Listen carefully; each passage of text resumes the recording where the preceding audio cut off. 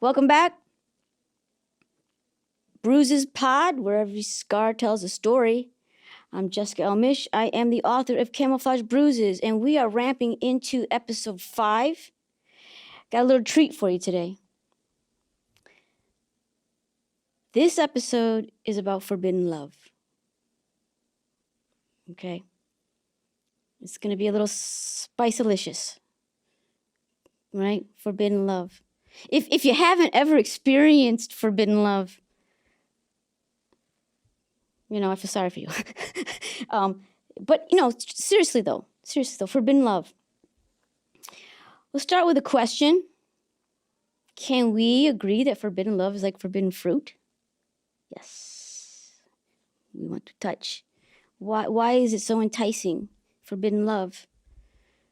Well, behavioral psychology tells us that for some reason as humans, we tend to want the things that we can't have. Thank you, Devin. A+ on the quiz. Thank you. Yes. For some reason, we want the things that we can't have. It's lingering in our mind.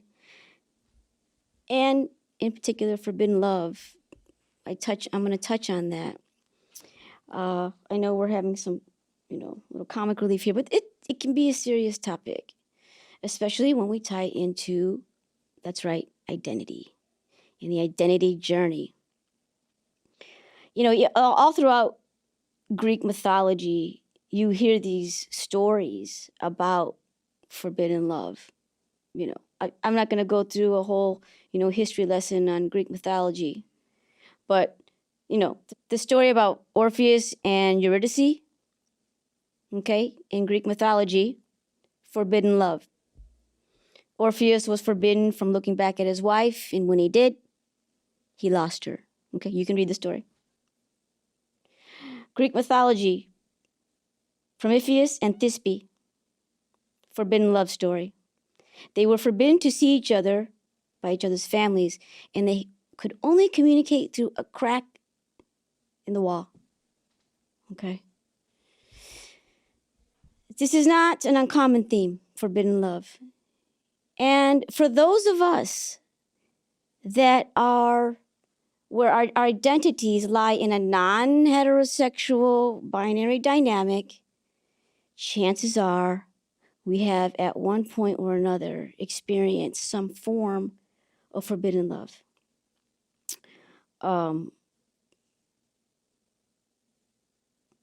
It's something that I think we should unpack together, because love itself, if you are fortunate enough to experience love in your lifetime on planet Earth, I don't mean like love for your puppy, love for your mom. I'm talking about romantic love. I know people that have never experienced real, deep, profound romantic love. And it's not something you can sign on for a subscription to, it either happens or it doesn't, right?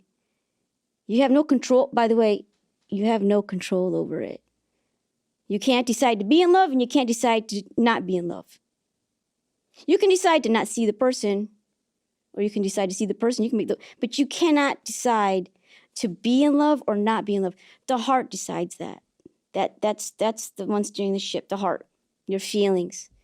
Is the chemistry there? Sometimes it catches you completely off guard and knocks the wind out of you, right? You didn't know. Oops, I fell in love. Now what? Okay. I think there are a lot of folks out there that can relate to this.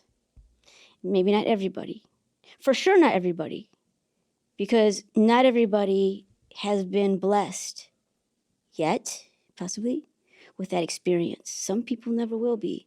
They'll experience something that looks like love. Like somebody gave them gifts, flowers, they had sex, they took photos together, and they're going to call that love. But for those of us that have experienced deep, profound love, we know that there's a difference between the presentation and the actual experience, emotional, I would dare say even spiritual experience of true, profound, romantic love. Okay? And when it's forbidden, it takes on a completely additional layer of spice-alicious. It does, when it's forbidden. It can be painful. It can be painfully sweet, even. But I want to talk about it. And I want to touch on, of course, what I know best, my own personal experience. And again, the book Camouflage Bruises is sort of a ramping into the podcast with its themes of identity and love. There is a love story interspersed throughout the pages, throughout the chapters of Camouflage Bruises. For me, it is my first love and a true love. I touched on her before in another podcast as a secondary protagonist. Her name's Jade. It's a fictitious name. She's not a fictitious person, but to protect her identity, right? We met in high school. I'm not going to give the story away, but I'm going to pull a quote from Camouflage Bruises. Words that Jade said to me somewhere around the third act. I'm not going to give the story away. But we both had kind of gone our separate ways, and then we came back together again. And she said to me, "We'll never be happy apart." Something I always knew. Something she would never admit until that moment. And when I looked her in the eyes when she said that, I'm going to tell you quite honestly, I saw the edges of the universe. How many people can really say that when they look at someone that they say they love? My whole existence was wrapped up in her gaze, in her eyes, when she said that. Because she said exactly what I had been feeling all along. And she said what she would never admit all along until that moment. Our story, our love story, is really synonymous with a Greek tragedy. And I'm not going to give the whole story away. I know I want to stick to the integrity of the journey for the listeners, the viewers, if they want to embark on that journey and discover this love story, then they are welcome to do so. Clearly, again, the audiobook's coming out this summer, so if you're not a reader, you can hear it. But Jade, we will never be happy apart. Our love was a forbidden love from the start, okay? From the very start. Her mother.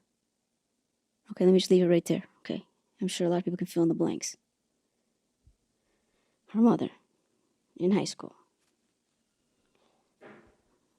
I mean, we weren't exactly communicating through a crack in the wall, like in Greek mythology, but something close. We had to be very careful about how we communicated. And certainly we caught on that this is what we were doing. The way we were feeling towards each other was forbidden. At first, it's all innocent, right? Because we really didn't even know what we were feeling. 15 years old. You think you're just buddies, you're besties. We didn't say besties back then. We called us, my best friend, right? Now they call it a bestie. We just thought we were just, each other's best friends. We didn't know, but then we couldn't be apart, right? Every day we'd go home from school and immediately get on the phone and call each other, fall asleep talking to each other on the phone. For me, every day going to school was about seeing Jade. That was my mission every day. I looked forward to going to school just to see her, just to be with her. Okay? when you're that young and your hormones are that ramped up, it's so powerful. It just takes over your life, the way you're feeling for this person. And we didn't really know how to, well, back then, things were different. Things weren't as open and fluid as they are today. Okay. You couldn't come out and say that you were gay or homosexual. You couldn't do that back then. You couldn't. There was no space for that. So I'm going to remind folks, I know I've said this in the previous podcast, but for anybody out there who is silencing themselves, censoring themselves, or experiencing self-loathing, we need to stop this right now, because you have every reason to be full of courage and love for yourself in 2024. If you dare to embark on the journey of Camouflage Bruises and read it or listen to the audiobook, things will be put into perspective for you. Mm-hmm.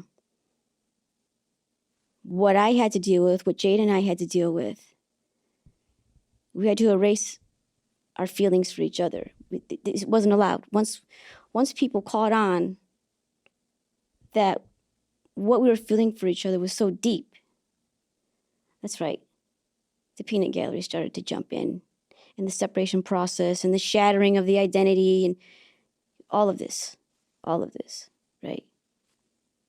It's a Greek tragedy. I'm going to crank it back like I do. I'm going to crank it back. Let's talk about forbidden love in history. Okay, you ready? I'm going to crank it back. Maybe further back than some folks can remember. Maybe you read it in your history books. I don't know. Okay, but strap yourselves in. Does anyone remember?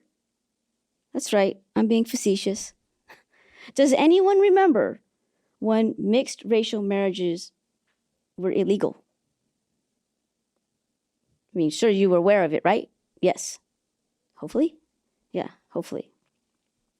But as a society, we started to evolve, okay?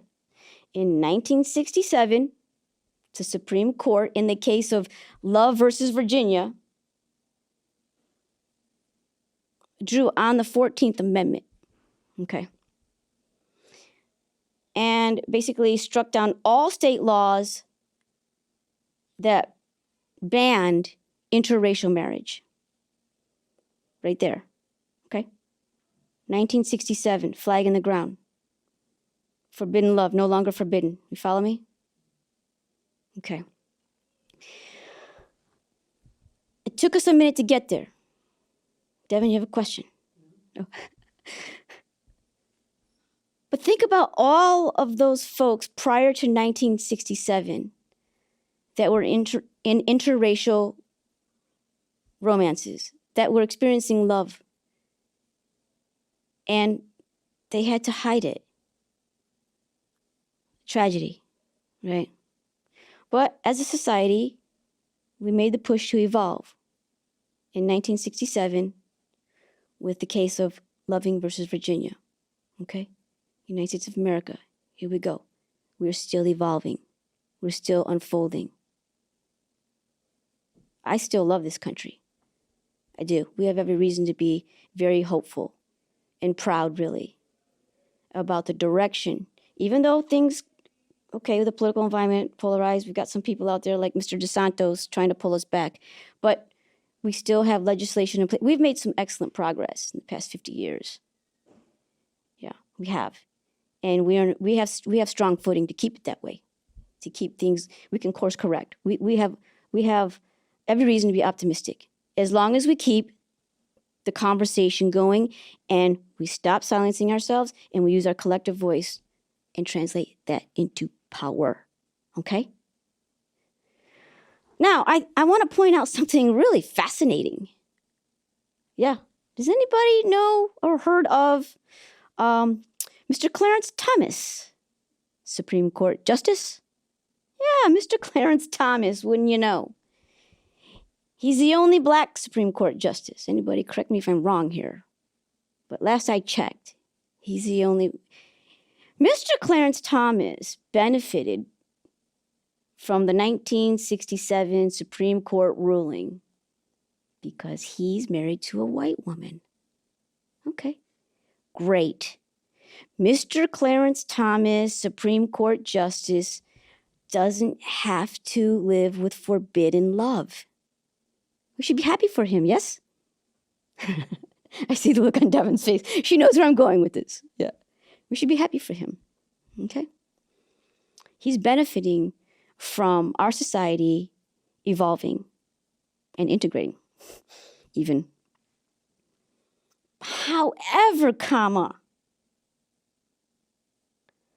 Mr. Clarence Thomas, in his opinions and his legal briefings, has spoken against same-sex marriage in the past. Several times. Why would he do such a thing? Yes. See, his love isn't forbidden anymore, but he's of the mindset that other love that looks different from his love should be forbidden. But we know love is love. Okay? We've seen it on bumper stickers, shirts, hats, coffee mugs. Love is love. But not according to Mr. Clarence Thomas, Supreme Court Justice, right?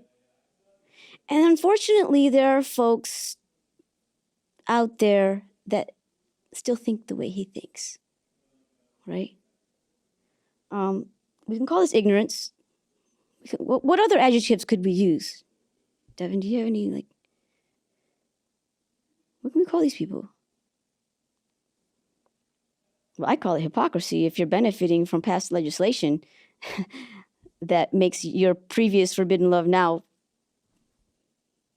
legal and mainstream. But what might you call it, Devin? Really put me on the spot here. Oh. We'll get back to you. Yeah. Yeah. First word that comes to mind is just annoying. Yeah. At minimum. Yeah. Yeah. I mean, I have a real meaty adjective for Mr. Clarence Thomas, and that would be hypocrite. Are you listening, Mr. Clarence Thomas? Come for me. Really, come for me in the comments. Really. He needs to sit in introspection. Really. He really does. Because love is love.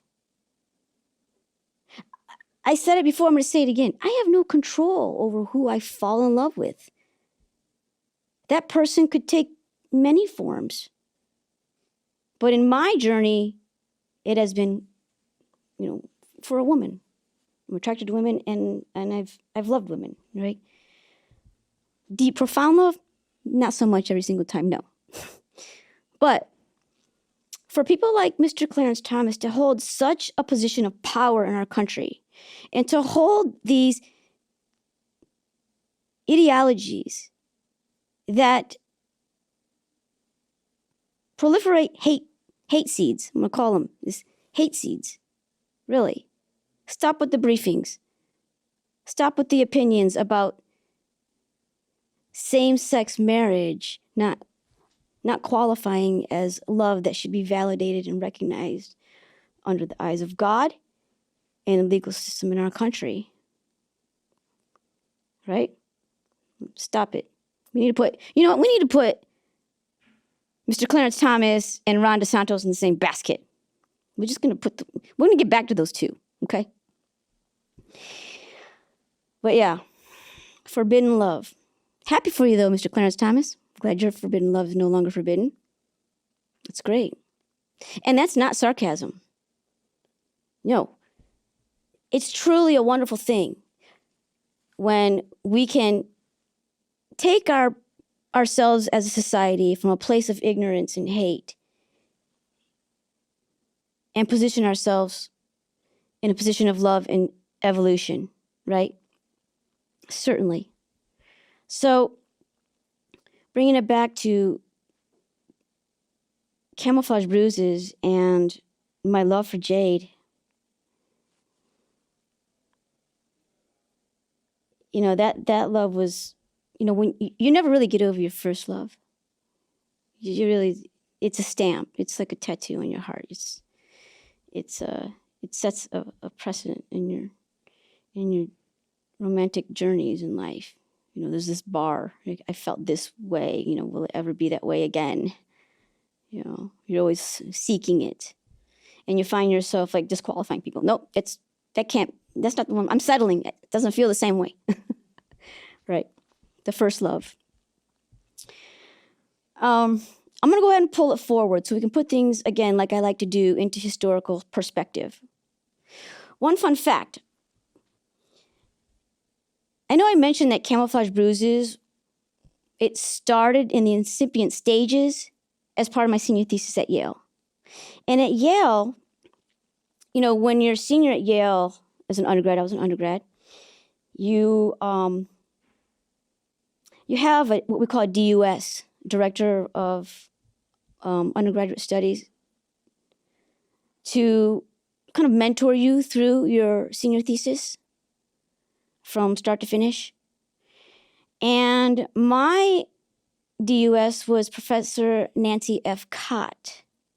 If you're out there, Nancy, I just want to say hi. Professor Cott. It'll always be Professor Cott for me.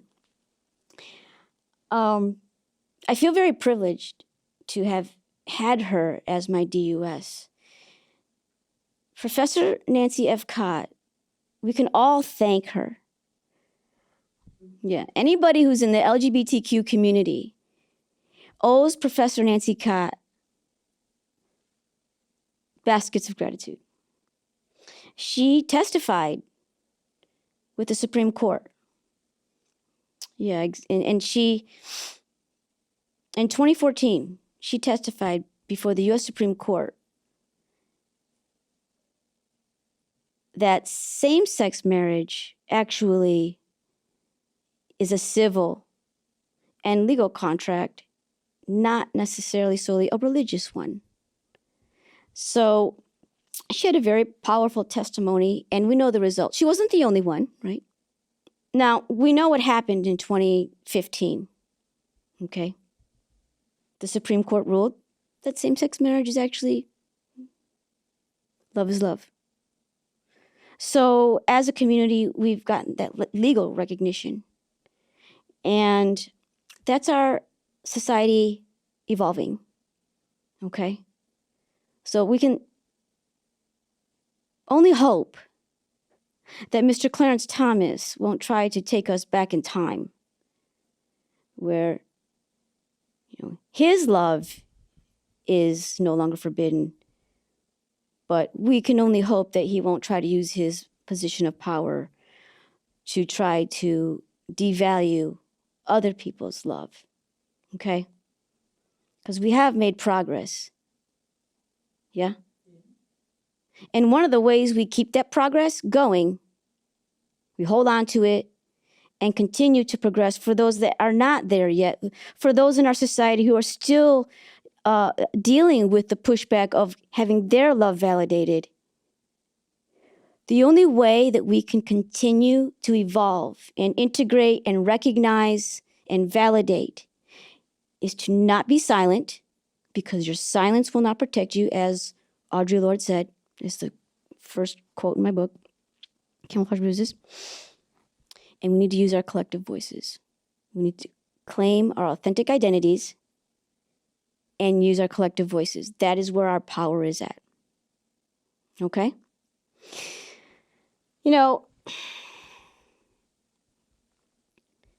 What I really want to get across in this podcast, love. Now, whether society has caught up with the way you love who you love, that we're going to shelf that for a minute. We're going to put DeSantos and Mr. Clarence Thomas in the margins for a moment, okay?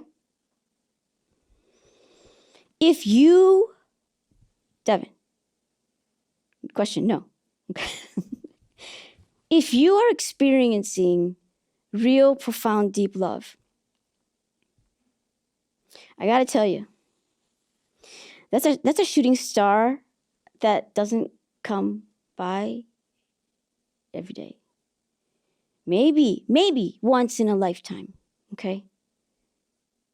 You may experience loving someone, others, multiple partners, maybe. But that deep, profound love, that spiritual love, that is like a shooting star. And if you feel like you're a part of your identity is with a group that society has not fully integrated yet, or there's still pushback, or, because of our political environment now, it's so polarized, that you're holding yourself back from this love. I will say the obvious. You can't get these years back. You cannot. You will hold on to that love because, like I said, you're not in charge of when you fall in love and when you fall out of love. You're not in charge. Okay? So whether you actuate that love, you act on it and it blossoms into a relationship, and you're sharing with each other, in a healthy reciprocal relationship, that is really incumbent upon the individuals that are experiencing the love. Now, if one or both of them are holding back because they feel as if someone or someone's told them that this love is forbidden or this isn't validated,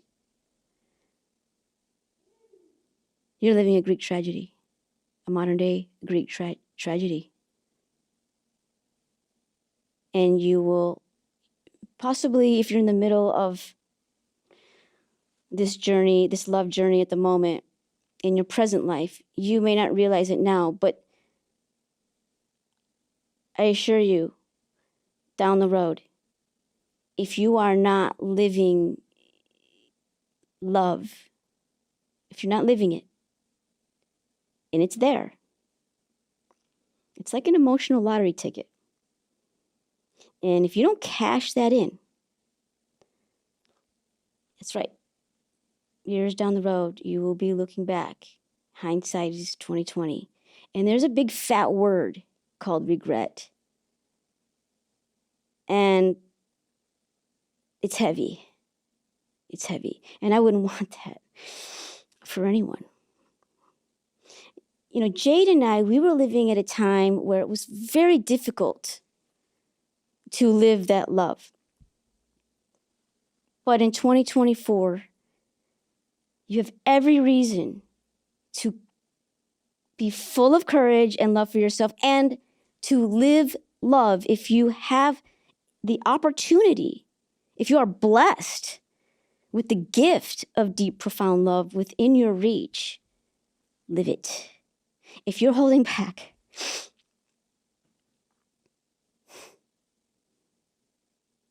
stop now.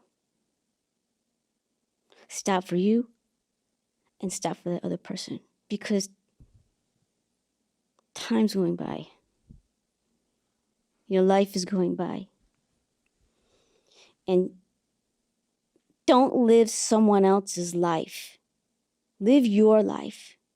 Love who you want to love and live that love. Don't live your life loving someone else because your family or your friends or, they're like, oh, that looks like a nice match in heteroland, or whatever. This is not the person that you're experiencing profound, deep love with, but you're just going to settle for that or settle for no one because you're allowing other people to shatter your identity, right? You're not integrated. I always tell people that are interested in me before I even really get serious with them, especially when it comes to folks that are coming through. And I'm not being judgmental. I think we all come through an identity journey if we're in the LGBTQ community. But for women, because I only date women, that show an interest in me. Hey, you could be, vote gorgeous. But I know from personal experience, because I'm a little bit older now, okay? I know from personal experience that it will be an absolute train wreck. Even if I have feelings for you.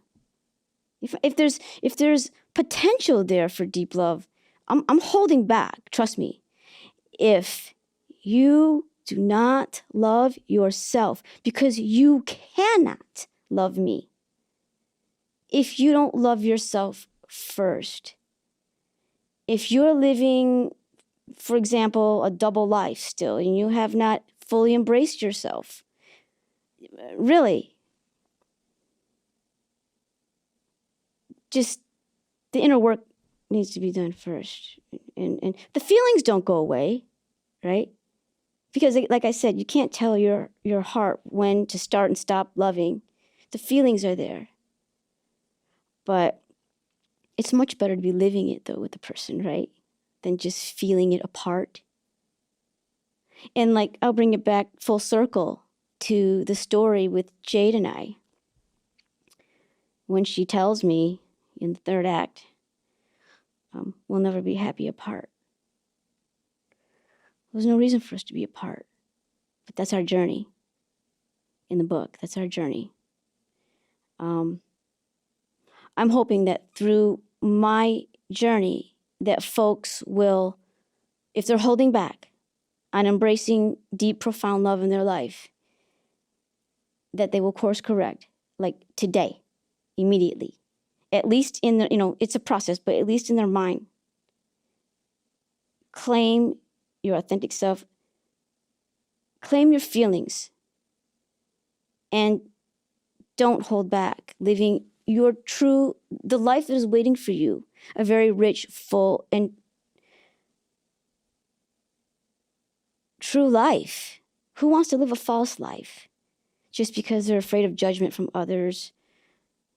And if you have to be careful, because we are living kind of in suddenly now a polarized political environment. So some of the uglies have come out, and we got the DeSantos and the Clarence Thomas is still there, and using their power to get their message out, whether it's a legal brief or if DeSantos is giving a press conference or whatever. Still, in 2024, right? You have every reason to be full of courage and love for yourself. So when you can check that box off, I love myself, then you can make good on that deep, profound love that you're experiencing. If you're fortunate enough to have that in your life, you can actuate that relationship. You can live with God. I wish that Jade and I were experiencing deep, profound love in 2024. Okay, so there's some haters. That's the least of our worries.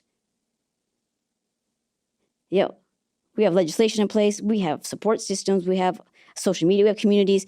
And, I don't want to say quite yet what happened to Jade. Because I know a lot of people are wondering, well, where is she? Your deep love, your true love, when you say if you could live in 20. That's a podcast for another day, really. But again, bringing things into historical perspective, okay? Don't let the Clarence Thomases of the world in their hypocrisy, really, stop you from living, from actuating profound love simply because people don't understand the way the way you're loving who you love, simply because they don't understand. Remember, Mr. Clarence Thomas, when people couldn't understand your love and forbid it? They thought it was disgusting, actually. Remember that? He was ugly back then. Today, 2024, we do have dissenting voices, okay? Some ugly voices even. Some ugly behavior when it comes to folks that don't really understand, recognize, validate the way people in the LGBTQ environment love. But it's nothing like what it was back in the 50s and 60s for, interracial marriages. So we are evolving as a society. And I say take that flag and fucking run with that. Before the dissenting voices become the prevailing voices. You follow me? And then we no longer have the rights that we have right now. I could marry the woman of my dreams right now. She could be on my federal benefits. I mean, gosh, we have a strong footing. Really, don't censor yourself. Don't hold back, especially if you are fortunate enough to have a shooting star come upon you with deep, profound love. I'm going to leave it right there because really this is quite emotional for me, to be full disclosure. This is a really emotional topic for me. When I love, I love deeply. I do. I love deeply. I give all of myself. And I think that so there are some folks out there that can relate to this because you know yourself that way. You know that you could be taken down emotionally. You kind of want to be sure that if you're going to engage in a relationship with someone and you're already feeling some deep emotions, you want to make sure that the other person first loves themselves. Otherwise, they're not going to be able to reciprocate. Even if they feel for you, if they themselves are not embracing their authenticity, that it's a Greek tragedy. It will be a Greek tragedy. Yeah. But there's still lots of hope. Yeah, I'm very optimistic for folks. I am. There's lots of hope. And I hope you come back to my next podcast. We're going to continue with this theme, identity, society evolving, integrating, and definitely we're going to touch on love again. I'm Jessica L. Misch. I'm the author of Camouflage Bruises. This is my podcast, Bruises Pod, where every scar tells a story. We'll see you next time.